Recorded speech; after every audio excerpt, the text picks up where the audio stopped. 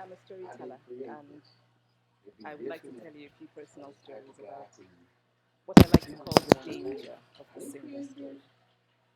I grew up on a university campus in eastern Nigeria. My mother says that I started reading at the age of 2, although I think 4 is probably close to the truth. So I was an early reader, and what I read were British and American children's books. I was also an early writer.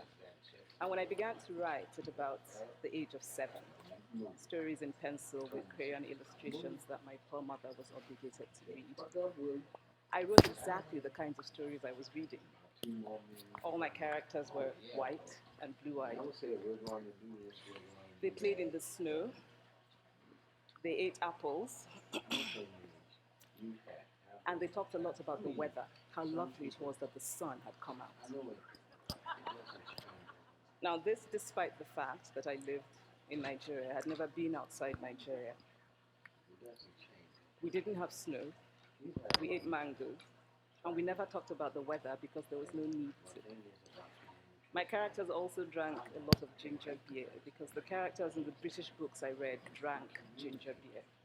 Never mind that I had no idea what ginger beer was. And for many years afterwards, I would have a desperate desire to taste ginger beer. But that is another story. What this demonstrates, I think, is how impressionable and vulnerable we are in the face of a story, particularly as children. Because all I had read were books in which characters were foreign, I had become convinced that books, by their very nature, had to have foreigners in them and had to be about things with which I could not personally identify. Now, things changed when I discovered African books. There weren't many of them available, and they weren't quite as easy to find as the foreign books, but because of writers like Chinua Achebe and Kamara Laye, I went through a mental shift in my perception of literature. I realized that people like me, girls with skin the color of chocolate, whose kinky hair did not form ponytails, could also exist in literature. I started to write about things I recognized. Now, I loved those American and British books I read. They stirred my imagination, they opened up new worlds for me. But the unintended consequence was that I did not know that people like me could exist in literature. So, what the discovery of African writers did for me was this: it saved me from having a single story of what books are. I come from a conventional middle class Nigerian family. My father was a professor, my mother was an administrator. And so we had, as was the norm, living domestic help who would often come from nearby rural villages. So the year I turned 8, we got a new household. His name was Fide. The only thing my mother told us about him was that his family was very poor.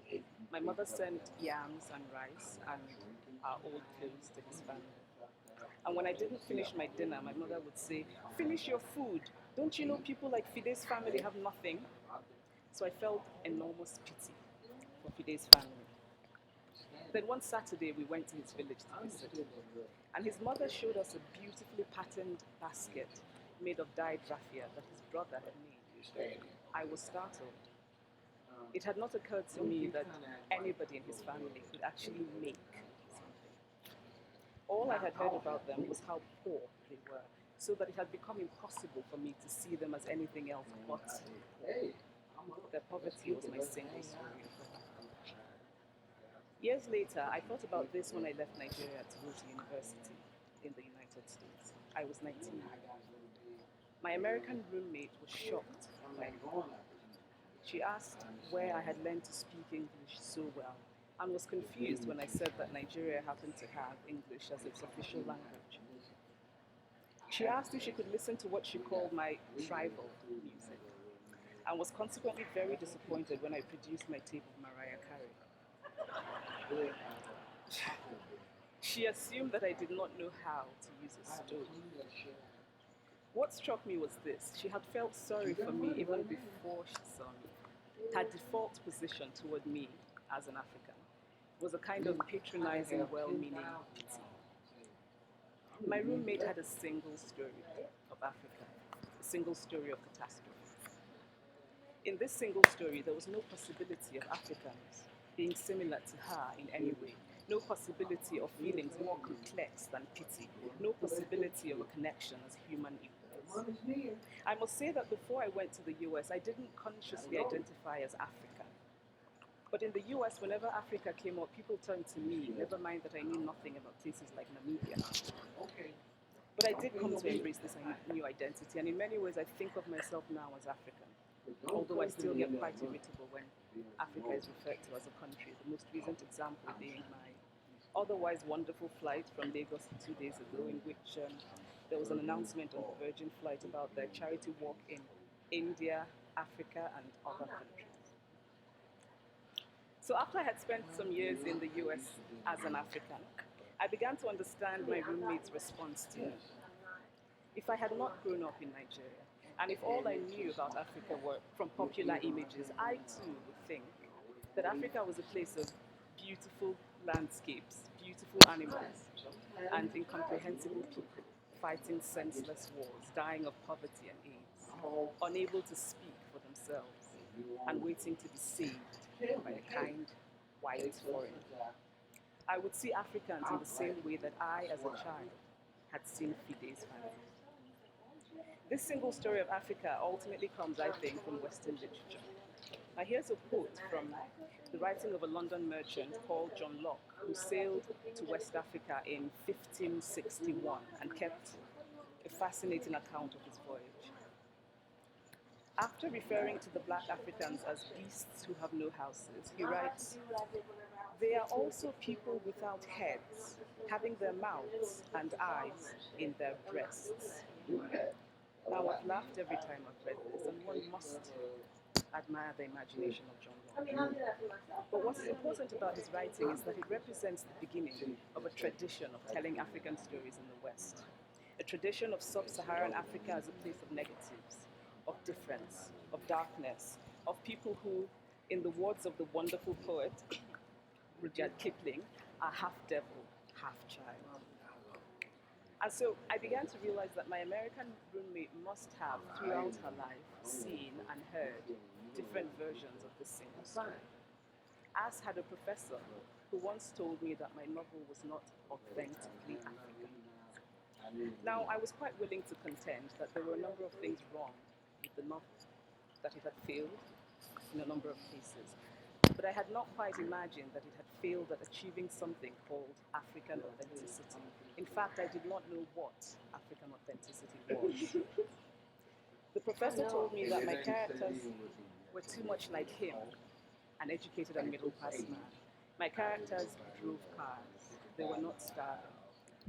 Therefore, they were not authentically African.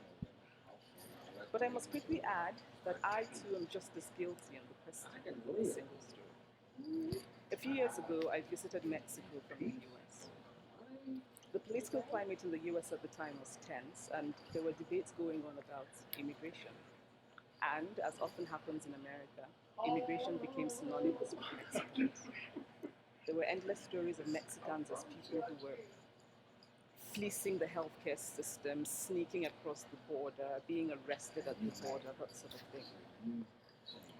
I remember walking around on my first day in Guadalajara, watching the people going to war, rolling up tortillas in the marketplace, smoking, laughing. I remember first feeling slight surprise, and then I was overwhelmed with shame. I realized that I had been so immersed in the media coverage of Mexicans that they had become one thing in my mind, the abject immigrants. I had bought into the single story of Mexicans, and I could not have been more ashamed of myself. So that is how to create a single story. Show a people as one thing, as only one thing, over and over again, and that is what they become. It is impossible to talk about the single story without talking about power. There is a word, an Igbo word, that I think about whenever I think about the power structures of the world, and it is Nkali. It's a noun that loosely translates to be greater than another. Like our economic and political worlds, stories too are defined by the principle of Nkali. How they are told, who tells them, when they are told, how many stories are told, are really dependent on power. Power is the ability not just to tell the story of another person, but to make it the definitive story of that person. The Palestinian poet Murid Baduti writes that if you want to dispossess a people, the simplest way to do it is to tell their story and to start with second. Start the story with the arrows of the Native Americans and not with the arrival of the British, and you have an entirely different story. Start the story with the failure of the African state and not with the colonial creation of the African state, and you have an entirely different story. I recently spoke at a university where a student told me that it was such a shame that Nigerian men were physical abusers like the father character in my novel. I told him that I had just read a novel called American Psycho, and that it was such a shame that young Americans were serial murderers. Now, now,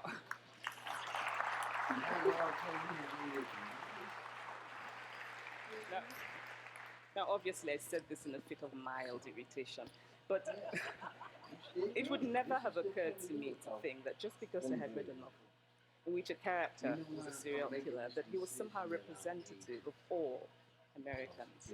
And now, this is not because I'm a better person than that student, but because of America's cultural and economic power, I had many stories of America. I had read Thailand, Updike, and Steinbeck, and Gateskill. I did not have a single story of America. When I learned some years ago that writers were expected to have had really unhappy childhoods to be successful, I began to think about how I could invent horrible things my parents had done to me.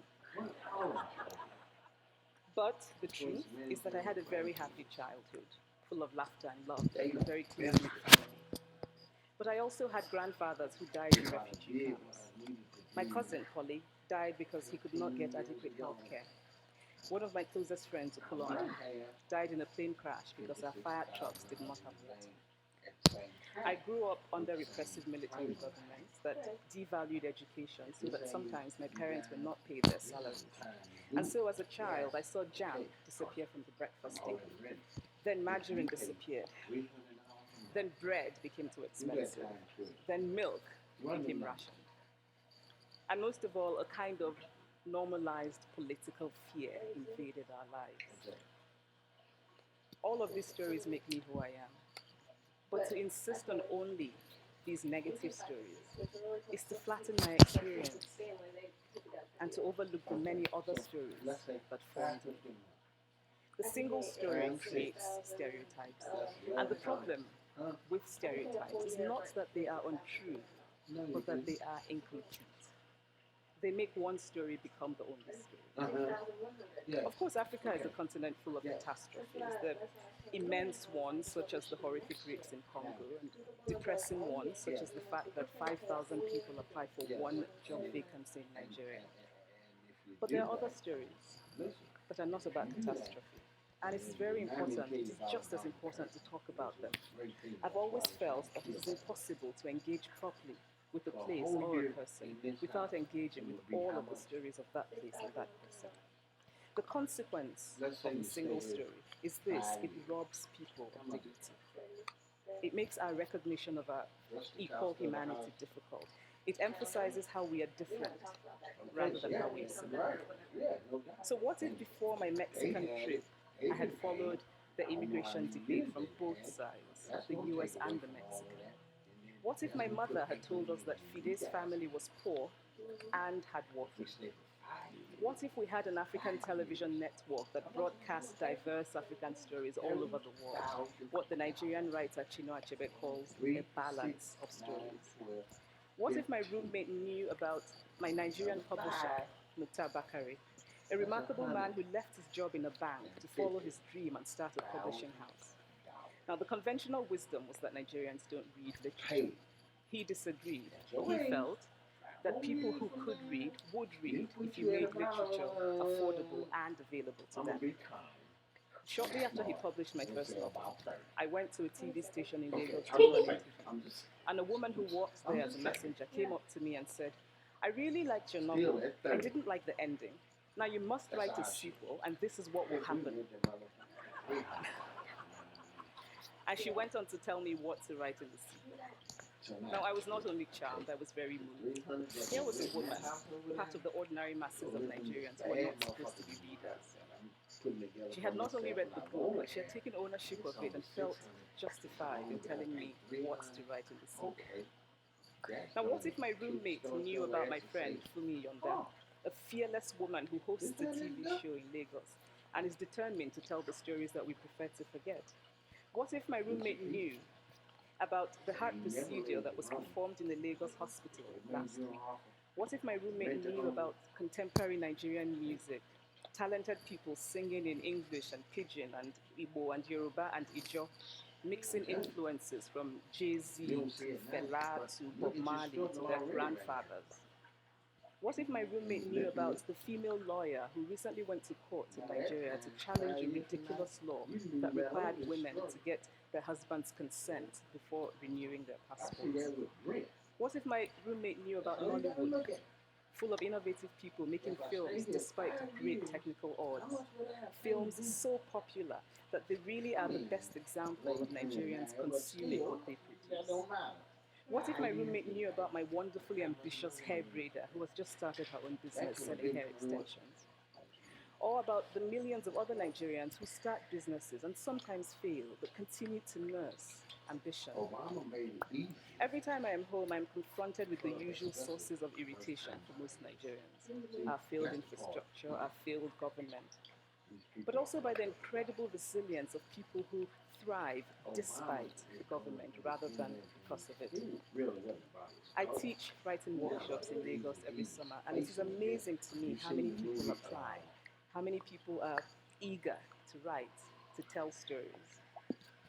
My Nigerian publisher and I have just started a non-profit called Farafina Trust, and we have big dreams of building libraries and refurbishing libraries that already exist and providing books for state schools that don't have anything in their libraries, and also of organizing lots and lots of workshops on reading and writing for all the people who are eager to tell our many stories. Stories matter.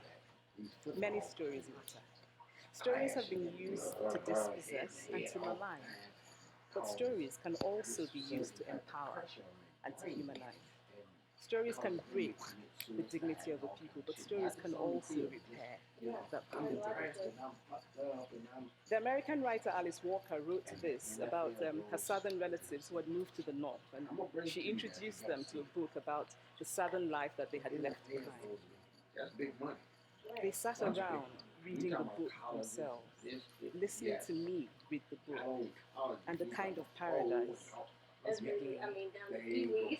I would like to end with this thought, that when we reject the single story, when we realize that there is never a single story about any place, we regain a kind of paradise. Thank you.